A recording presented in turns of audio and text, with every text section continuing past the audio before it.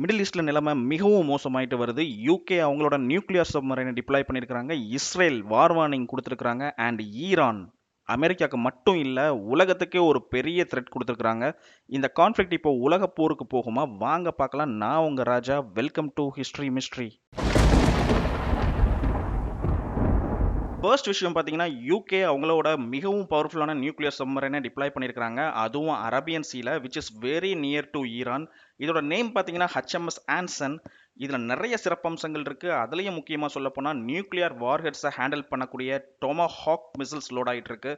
அது இல்லாமல் sphere fish டோர்படோஸ், அதாவது சப்மரைனில் இருந்து அவங்க லேண்ட் வழியாகவும் தாக்கலாம், வாட்டர் வழியாகவும் தாக்கலாம் அப்படின்ற ஒரு கேப்பபிலிட்டி உள்ள இந்த டோர்படோஸும் லோட் ஆகிட்டு இருக்கு. இது ஆஸ்திரேலியாவில் உள்ள பெர்த் அப்படின்ற இடத்துல இருந்து இந்த மாதம் ஸ்டார்டிங்கில் சுமார் 5500 மைல் கடல் பயணம் செஞ்சு இந்த ஒரு சென்சிட்டிவான ரீஜியனுக்கு வந்திருக்கு அரபியன் சீல. ஸோ இது டென்ஷனை இன்னுமே அதிகரிச்சுட்டு தான் வருது. இது ஒரு கிளியர் சிக்னலை தான் நம்ம எடுத்துக்கணும். ஏன் அப்படி சொல்கிறேன்னா, வார் ஆல்ரெடி ஒரு ஹை எண்டை நோக்கி போயிட்டு இருக்குது. ரெண்டாவது விஷயம் என்னன்னு பார்த்தீங்கன்னா, யூகே அண்ட் யூஎஸ் டிஸ்கஸ் பண்ணியிருக்கிறாங்க. Especially Donald Trump and UK PM Starmer ரெண்டு பேருமே பேசியிருக்கிறாங்க. இதில் அவங்க எதை பற்றி டிஸ்கஸ் பண்ணுறாங்கன்னா, ஹார்மோஸ் கடல் சந்தை கண்டிப்பாக திறக்கணும். இது நம்ம குளோபலோட ஆயில் நார்மல் ஃப்ளோவை வந்து தடுக்குது. இதை நம்ம ஓப்பன் பண்ணாதான் நம்மளோட குளோபல் ஆயில் ஃப்ளோ நார்மலாகவே மாறும் அப்படின்றத வந்து ஒரு மெயின் கன்சர்னாக ரைஸ் பண்ணி பேசியிருக்கிறாங்க.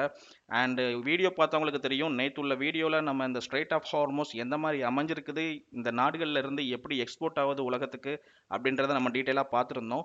ஸோ பார்க்காதவங்க கண்டிப்பாக அந்த வீடியோவை பார்த்துருங்க. இவங்க என்னதான் பல டிஸ்கஷன் வச்சாலும், கன்சர்ன் அண்ட் வார்னிங் ரைஸ் பண்ணாலும் பீஸான ஒரு பாதையை நோக்கி போகிற மாதிரி தெரியவே இல்லை. ஏன் அப்படி சொல்கிறேன்னா, இஸ்ரேல் ஒரு வார் வார்னிங் கொடுத்துருக்குறாங்க. அதாவது இஸ்ரேல் ஐடிஎஃப் ஃபோர்ஸ் என்ன சொல்கிறாங்கன்னா, இந்த போர் இன்னும் பல வாரங்கள் நாங்கள் நீட்டிப்போம் அப்படின்ற மாதிரி வார்னிங் கொடுத்துருக்குறாங்க. அது மட்டும் இல்லாமல் ஈரான் அண்ட் ஹெஸ்புல்லா அவங்க ரெண்டு பேர் மேலேயுமே நாங்கள் தாக்குதலை இன்னும் எக்ஸ்பேண்ட் பண்ணுவோம், அந்த ஆப்ரேஷன்ஸை இன்னுமே நாங்கள் செயல்படுத்துவோம் அப்படின்ற மாதிரி சொல்லியிருக்கிறாங்க. அதுவும் இல்லாமல் லெபனான் உங்களுக்கே தெரியும், டெய்லி அந்த மக்கள் பயங்கர கஷ்டத்தில் உள்ளாயிட்டு இருக்கிறாங்க. டெய்லியுமே நீங்கள் யோசிச்சு பாருங்கள், ஒரு இடத்துல இருக்கிறீங்க, உங்களை சுற்றி குண்டா விழுது, எங்கே பார்த்தாலும் ஒரே அழுகுரல், அப்புறம் ரத்தம், ஒரே தீ எரியுது. ஸோ இந்த மாதிரி ஒரு சுச்சுவேஷனில் தான் அவங்க லெபனான் மக்கள் டெய்லி ஃபேஸ் பண்ணிட்டு இருக்கிறாங்க. அதை இன்னுமே நாங்கள் தீவிரமாக்குவோம் அப்படின்ற மாதிரி இஸ்ரேல் சொல்லியிருக்கிறாங்க. எனக்கு இதெல்லாம் பார்க்கும்போது ஒரு விஷயம் புரியலை. ஏன் யூஎஸ் வந்து இஸ்ரேல் கிட்ட பேச மாட்டேங்கிறாங்க அப்படின்ற மாதிரி. ஏன்னா உங்களுக்கே தெரியும், இஸ்ரேல் யூஎஸோட ஃப்ரெண்ட் அப்படின்ற மாதிரி. யூஎஸ் ஈரான் கிட்ட போயிட்டு நீங்க ஸ்ட்ரெயிட் ஆஃப் ஹார்மஸை ஓப்பன் பண்ணுங்க, நீங்க இந்த மாதிரி பண்ணக்கூடாது, அட்டாக் பண்ணக்கூடாது, எனர்ஜி ரிசோர்ஸஸ் அடிக்கக்கூடாது அப்படின்ற மாதிரி வார்னிங் கொடுக்குறாங்க. ஏன் இதை வந்து இஸ்ரேல் கிட்ட அவங்க பண்ண மாட்டாங்க? அவங்களோட ஃப்ரெண்ட் அப்படின்றதுனாலயா? அவங்க ஃப்ரெண்டாக இருந்தாலுமே அவங்க ப்ராப்ளம் வரக்கூடாதுன்னு நினச்சாங்கன்னா இஸ்ரேல் கிட்ட டைரெக்டாக பேசி நீங்கள் அட்டாக் ஸ்டாப் பண்ணுங்க, சீஸ் ஃபயர் பண்ணுங்க, மக்களை தாக்காதீங்க, போரை நிறுத்துங்கன்ற மாதிரி நீங்கள் இஸ்ரேலை வலியுறுத்தலாமே. ஏன் அதை வந்து நீங்கள் பண்ண மாட்டீங்க அப்படின்ற ஒரு கொஸ்டின் தான் என் மைண்டில் ரைஸ் ஆகிட்டே இருக்கு. அடுத்த விஷயம் பார்த்தீங்கன்னா, ஈரான் ஸ்ட்ராங் வார்னிங் வச்சிருக்காங்க. அதாவது ஸ்ட்ரெயிட் ஆஃப் ஹார்மோஸ் எல்லாருக்குமே ஓப்பன் தான் பண்ணியிருக்கிறோம், எங்கள் மண்ணுக்கு தீங்கு விளைவிக்கிற நாடுகளை தவிர வேற எல்லாருமே நாங்கள் அலோவ் பண்ணுவோம்னு தான் சொல்லியிருக்கிறாங்க. அதுலேயும் நேற்று நம்ம ட்ரம்ப் வந்து கொடுத்துருந்த எச்சரிக்கையை நம்ம லாஸ்ட் வீடியோவில் பார்த்துருந்தோம். ஸோ அவர் எனர்ஜி பிளான்ஸ், அதாவது ஈரானோட energy plans, oil plans and அவங்களோட வளங்கள் எல்லாத்தையுமே வந்து தாக்குவேன் அப்படின்ற மாதிரி சொல்லியிருந்தாரு. இதுக்கு ஈரான் என்ன பதிலடி கொடுத்துருந்தாங்கன்னா, நீங்கள் எங்களை தாக்குனீங்கன்னா நாங்கள் கல்ஃப் கண்ட்ரீஸில் இருக்கிற உங்களோட பிளான்ஸ், உங்களோட பேங்க்ஸ், உங்களோட network lines and extra extra என்னென்ன இன்ஃப்ரா இருக்குதோ யூஎஸோட இன்ஃப்ரா, அது போக கல்ஃப் அலைஸ் இதெல்லாம் ஹெல்ப் பண்ணிட்டு இருக்கிறாங்களோ யூஎஸ்க்கு, அதுகளோ மேலேயும் நாங்கள் தாக்குதல் நடத்துவோம், மொத்த கல்ஃப் கண்ட்ரியுமே இருளாக்கிடுவோம் அப்படின்ற மாதிரி ஒரு முடிவு பண்ணியிருக்கிறாங்க. யோசிச்சு பாருங்க, ஈரான் சொன்ன மாதிரியே கல்ஃப்ல உள்ள oil plans and energy sectors, அப்புறம் வாட்டர் டீசலினேஷன் சென்டர்ஸ், இது எல்லாத்தையுமே தாக்கிட்டாங்கன்னா அந்த கல்ஃப் கண்ட்ரிஸ் மொத்தமே இருளில் மூழ்கிரும். அது மட்டும் இல்லாமல் ஃபுட் அண்ட் வாட்டர் கிரைசிஸ் ஹையாக ரைஸ் ஆகும், மக்கள் ரொம்பவே அவதிக்கு உள்ளாவாங்க.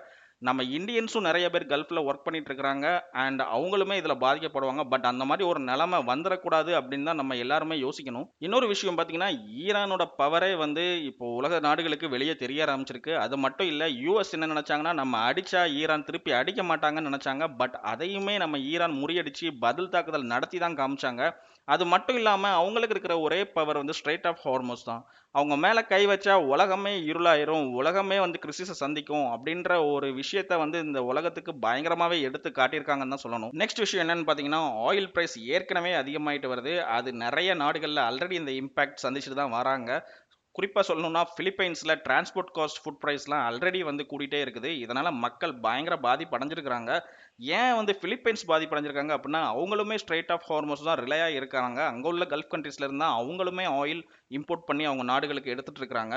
ஸோ இந்த சிச்சுவேஷன் மெதுவா உலகம் முழுக்க பரவிரும். இப்போ ஸ்ட்ரெய்ட் ஆஃப் ஹார்மஸ் ஓப்பன் ஆகாம இதே சிச்சுவேஷன்ல இருந்துச்சுன்னா, சிச்சுவேஷன்ஸ் இன்னும் பேட் ஆகி பல பல உலக நாடுகள் வந்து இந்த இம்பாக்டை சந்திக்கும் அப்படின்றதுல வந்து மாற்று கருத்து கிடையாது. இந்த போர்ல ஈடுபடுற நாடுகளுக்கு பல பில்லியன் டாலர்ஸ் லாஸுமே இருக்குது. அதே மாதிரி அவங்க மிலிட்டரி லாஸுமே நடந்திருக்குது. இது மட்டும் இல்ல, குறிப்பா சொல்ல போனா பொது மக்களுமே பயங்கரமா பாதிப்புக்கு உள்ளாராங்க.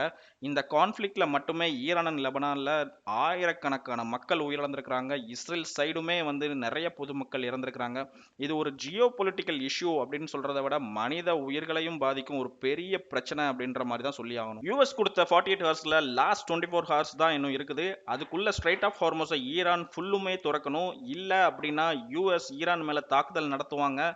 அதுக்கு ஈரானுமே பதில் தாக்குதல் நடத்துவாங்க. இதனால ஸ்ட்ரைட் ஆஃப் ஹார்மோஸும் முழுவதுமா மூடப்படும். அப்படி மூடிட்டாங்க அப்படின்னா குளோபலா ஆயில் கிரைசஸ் பயங்கரமா வெடிக்கும். பெரிய வார் வர்றதுக்கு பயங்கரமான வாய்ப்பு இருக்கு. உலக பொருளாதாரமே வந்து இருள்ல சூழ்ந்திடும். இந்த வீடியோட எண்ணில் உங்ககிட்ட கேட்குற கேள்வி என்னன்னா, ஸ்ட்ரெயிட் ஆஃப் ஹார்மோஸ் முழுவதுமா திறக்கப்படுமா இல்லை மூடப்படுமா? உங்களோட கருத்துக்களை கமெண்ட்ல பதிவு பண்ணுங்க. லைக், ஷேர், சப்ஸ்கிரைப் பண்ண மறந்துடாதீங்க. ஹார்மோஸ் முடிந்தால் உலகம் முடியும். தேங்க்யூ. பபாய்.